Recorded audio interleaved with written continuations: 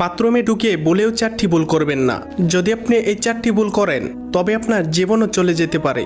আল্লাহ তাআলা মানবজাতিকে সৃষ্টি করার 2000 বছর পূর্বে জিন জাতিকে সৃষ্টি করেছিলেন। জিনেদের মধ্যে 2টি দল রয়েছে, একটি হলো ইমানদার জিন, আরেকটি হলো কাফির জিন।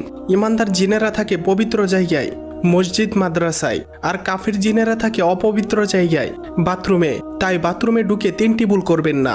সেই 3টি ভুল কি তা জানার আগে আপনি যদি মুসলিম হয়ে থাকেন তাহলে ভিডিওটিতে একটি লাইক এবং চ্যানেলটি সাবস্ক্রাইব করুন এবং আপনার সুন্দর নামটি কমেন্টে লিখে যান। নাম্বার 1, বাথরুমে ঢোকার পূর্বে দোয়া পাঠ করুন। দোয়া না পারলে বিসমিল্লাহ পাঠ করুন এবং বাম পা দিয়ে বাথরুমে প্রবেশ করুন। নাম্বার 2, বাথরুমে গিয়ে আয়না দেখবেন না। নাম্বার 3, ভুলেও বাথরুমে উলঙ্গ হয়ে গোসল করবেন না। এটি করতে নবীজি স্বয়ং নিষেধ করেছেন। উলঙ্গ হয়ে গোসল করলে কাফের জিনেরা আপনার উপর আক্রমণ করতে পারে। নাম্বার 4, বাথরুমে ঢুকে সূরা বা দোয়া কালাম পাঠ করবেন না। এটি একটি মারাত্মক গুনাহ।